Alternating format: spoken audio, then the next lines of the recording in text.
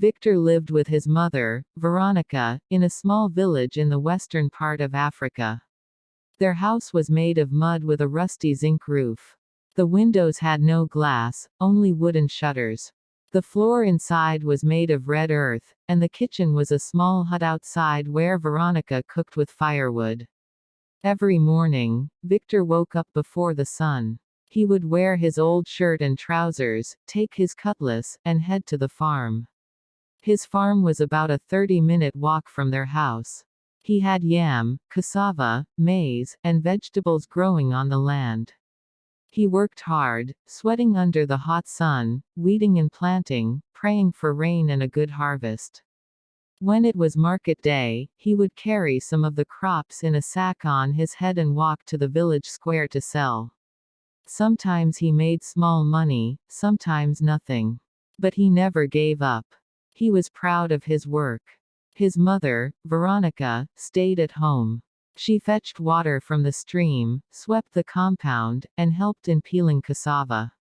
But more than anything, she sat and watched other people's children come home in cars, wearing fine clothes and throwing money around. She would look at Victor's muddy feet and sigh. This boy is wasting his life, she often thought. Veronica loved her son very much, but she wanted more for him. She felt pain whenever she saw other women whose sons sent them money from the city. Some of them built new houses for their mothers. Others gave them phones, wrappers, and even generators. One day, Veronica was returning from the stream when she saw Chief Henry's son drive in with a brand new Jeep. The young man was smiling, spraying money as children followed him shouting, "Big man! Big man!" That night, she refused to eat. She sat on the wooden bench, her face hard. Victor noticed that his mother was sad, so he asked her why. Veronica sighed and said, "Victor, you are my only child. I suffered to raise you. Your mates are building houses, driving cars, and living well. Look at you, still farming like your father. Is this what I will eat in my old age?" Victor dropped the cassava he was peeling and said in anger, "Mama, I am trying my best. I cannot steal. I work hard on the farm and you know that." Veronica waved her hand and said, "Victor, farming will not make you rich. Do something better. Look for big people. Your friend Jerry, is he not your mate? See how he is spending money on his mother. He built a house and bought a car for her. And you, what have you done for me? Nothing. Victor, my son, this is not the life I want. I want a better life and it is only you that can make it happen." Victor kept quiet. His heart was heavy. That night he didn't sleep. His mind kept reflecting on his mother's words until he finally dozed off. Weeks passed. The pressure from his mother increased. She cried, shouted, and sometimes refused to speak to him. The peace in their house was gone. One day, Victor went to the city to visit his old friend Jerry. They had grown up together but had not seen each other in years. Jerry was now living in a big mansion. His house had a television, air conditioner, and even cars parked outside. After eating, Victor asked him, "Jerry, please tell me, how did you make your money?" Jerry looked at Victor and smiled, then said, "Victor my man, you will not believe how I got my money, even if I tell you." Victor then said, "Jerry, look, I no longer have peace at home because of my mother. She wants me to become rich at all costs because she is tired of poverty. Look, Jerry, I am ready to do anything to become rich. Just tell me how you got rich." Jerry, seeing how desperate his friend was, then asked, "Can you kill for money?" Victor looked at Jerry with a bit of fear in his eyes. "Yes. I can." Jerry then spoke in a low voice, "I do rituals." Victor was shocked. "What kind of rituals?" Jerry replied, "I sacrifice something important. Sometimes a human. That's how it works. But if you do it, you will be rich. I was like you before. Now, see me. You don't need to fear, because I have been doing it for years." Jerry then promised to take Victor to a native doctor whenever he was ready. Victor went back home, but he couldn't sleep. His mother kept crying every day. One evening, after another fight with her, he said, "Fine. I will do something. Just stop disturbing me." He then called Jerry and informed him that he was coming to the city because he was ready to perform the rituals. 2 days later, Jerry took Victor to a place outside town. An old herbalist welcomed them and asked Victor, "Are you ready to pay the price?" Victor nodded, afraid but desperate. After some incantations, the old man said to him, "Your first sacrifice will be a newborn baby of about 1 week old. After that, you will become rich." Jerry and Victor left the shrine. That night Victor asked Jerry how they would get a newborn baby. Jerry told him that he had paid some men to kidnap a baby. The next day Jerry and Victor sacrificed the kidnapped baby. After that, Victor went home with his friend. When he got home, Victor was amazed at what he saw. Inside his room was a bundle of money spread everywhere. He was very happy. He went to Jerry's room to thank him. He said, "Thank you, Jerry, for showing me the way. I never thought it would be this easy." Jerry looked at Victor and smiled. "I told you. Give them anything they demand and boom. You will be swimming in money." That night they celebrated. The next day Victor bought a house and cars, then he moved out of Jerry's house into his new house. A few days later, Victor decided to visit his mother in the village. He bought many things for her. Victor arrived at the village the next day. The villagers were surprised to see Victor driving a new car. Some thought God had blessed him, while others were suspicious. They wondered how a poor boy like him made so much money within a week. Veronica was at the backyard peeling cassava when she heard a car horn outside her compound. She left what she was doing to see who it was. Veronica saw her son coming out of a car with so many things he brought. She immediately rushed and hugged him. "My son, welcome. Where have you been these past days? Is it because of the little misunderstanding we had that made you run out of the house? And whose car is this? Who bought all these things?" Veronica asked. Victor looked at his mother and smiled. "Mama, this car is one of my cars in the city and these gifts are for you. Mama, thank you so much, because if not for your advice, I would not have achieved all this. In fact, I would still be a poor farmer. Mama, I am now rich. I have houses and cars and many other things in the city now. Your son is now wealthy," Victor said with joy. Veronica was surprised. "Victor, you mean this car is yours?" "Yes, Mama," Victor replied. "My son, how did you make so much money within a week?"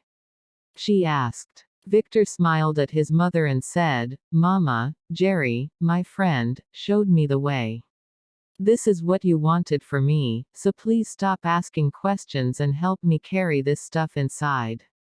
Veronica was so happy. She hugged her son and said, "Thank you, my son. I am so proud of you." She helped him carry the goodies inside the hut. The next day, Victor went back to the city. The following morning, Victor bought yams, goats, kola nuts, and fowls, and went to the native doctor to give thanks to the gods for making him rich. When he got there, the native doctor welcomed him, collected the items, did some incantations, and thanked Victor for the gifts. Then he told Victor to always spray money on people whenever he traveled to the village. He told Victor that the more people picked his money, the richer he would become, while those who picked the money would become poor. Victor thanked the native doctor and left with joy. A few months later, Victor built a mansion in the village for his mother. He bought a car, clothes, bags, shoes, foodstuffs, and provisions for her. Victor always traveled to the village to spray money on people. He noticed that the more money he sprayed, the richer he became. One fateful morning, Victor got a call from his friend Jerry. The call was so urgent that Victor left his house very early. When he got to Jerry's house, he met him sitting on a couch and crying. Victor was confused. He had never seen Jerry like that before. He asked him why he was crying. Jerry wiped his tears and said, "The native doctor wants me to sacrifice my mother to the gods." "What?" Victor shouted. "And what did you tell him?" "I refused. I told him I can't harm my mother because I love her," Jerry replied. Victor consoled his friend and promised to go with him to beg the native doctor to see if he would change his mind. He told Jerry to calm down, that everything would be fine. The next day, Victor escorted Jerry to the native doctor's shrine. At the shrine, Victor begged the native doctor to look for another way so that Jerry would not have to sacrifice his mother. The native doctor performed some incantations and then told them that there was no other way. He told Jerry that he would run mad if he didn't sacrifice his mother within 3 days. Victor and Jerry left the shrine disappointed. At home, Victor told Jerry to sacrifice his mother so that he would not go mad. He told him it was the only option he had. Jerry told Victor that he would rather run mad than sacrifice his mother. "The choice is yours," Victor said and left angrily. 3 days passed and Jerry refused to sacrifice his mother. On the 4th day, Jerry was struck with madness. The news of Jerry's madness spread in the village and the city. When Victor learned that his friend had gone mad, he moved out of his house and bought a new one far away. The news of Jerry's madness reached Jerry's mother and she died of heartbreak after 1 week. Months passed and Victor continued living his wealthy life. One fateful day, he bought a goat and went to the shrine to sacrifice it to the gods. When he got there, the native doctor told him that the gods refused the goat as a sacrifice. He said the gods wanted his mother's life. He reminded Victor that he would go mad like his friend if he refused. He then gave Victor a small bottle that contained a liquid substance. He instructed him to put the substance in the food he would serve his mother. Victor went home that day in tears. He didn't want to sacrifice his mother. He remembered vividly how she pressured him to become rich. That night, Victor made up his mind to sacrifice her so he wouldn't go mad like his friend. The next day, Victor visited his mother in the village. That night, he made yam porridge for her. He added the content of the bottle, then served her with shaking hands. Veronica ate and smiled. Then she said, "My son, you cooked well today. The food is sweet, thank you so much." That whole night Victor wept bitterly knowing his mother would die very soon. The next day, Victor traveled back to the city. A few days later, Victor got a call from his mother. She told him to leave whatever he was doing and come to the village because she was very sick. Victor rushed to the village. He met his mother lying on the bed in pain. Her legs were swollen and weak. She could not walk. Her eyes were pale. Victor took his mother to different hospitals, but no doctor found anything wrong with her. Veronica's sickness worsened day by day. Victor wept bitterly, knowing he put her in that condition. One day, Veronica called Victor. She was now on the bed, too weak to talk. She held his hand and said, "Victor, this sickness is not ordinary. The doctors cannot even find anything wrong with me. My son, please tell me, did you put your hands in any evil business? Because this sickness looks spiritual. Please, my son, tell me the truth." Victor knelt beside his mother. With tears in his eyes, he said, "Mama, you asked for riches. You pushed me. You made me feel like nothing. I didn't want to lose you, but I was scared I might go mad." "Victor, what do you mean?" Veronica asked in a weak voice. "Mama, I am a ritualist. I sacrifice humans to the gods for them to give me wealth and riches. Mama, the house you live in, the cars, clothes, in fact everything I own is because of rituals. The gods wanted me to sacrifice you, and I did it because they promised to strike me with madness if I refused. You are in this condition because of me." Forgive me, I am sorry. Veronica burst into tears. Victor, my son, I was wrong. I was blind. I pushed you into evil. I only wanted a better life for you, not this. Please forgive me. That night, Veronica died. A few months later, Victor buried his mother with tears in his eyes. The story of Victor and his mother Veronica spread across the village. Many people felt pity for him.